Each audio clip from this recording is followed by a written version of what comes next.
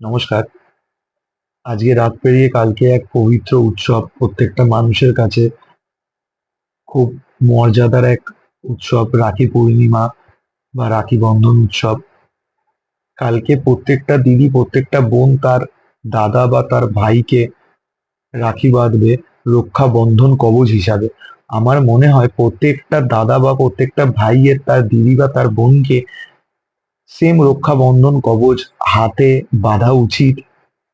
এবং এর থেকেও যদি বড় কিছু রক্ষা বন্ধন কবচ হিসাবে থেকে থাকে, সেটা করা উচিত প্রত্যেকটা দাদা বা প্রত্যেকটা ভাইয়ের তার বোন বা তার দিদিকে। বর্তমান পরিস্থিতিতে দাঁড়িয়ে এটা করা উচিত বলে আমার মনে হয়।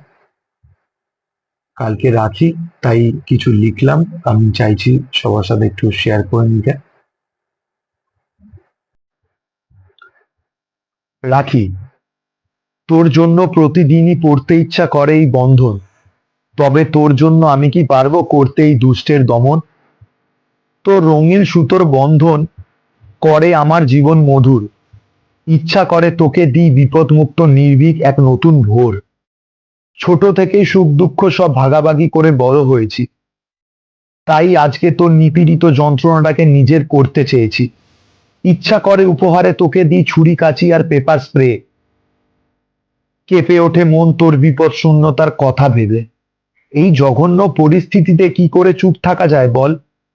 ভয় পেয়ে প্রতিটা দাদা ভাইয়েরই মন করবে টলমল। বোন, তুই ভাবিস না আমি আছি, এমন বলার পরিস্থিতি কই? আমার জীবন দেওয়ার পরও তোর মর্যাদা মাটিতে লুটোয়। এমন শক্তিশালী দানব গিলে খেতে আসছে এই পৃথিবীটাকে। কে বাঁচাবে বোন দিদি নিপীড়ন মুক্ত সমাজের হাত থেকে? তবুও চাই প্রতিদিন এই পবিত্র বন্ধনে বাঁধ আমায় তুই। আমি শত যন্ত্রণার পরও আজীবন তোকে রক্ষা করার শপথ ছুই।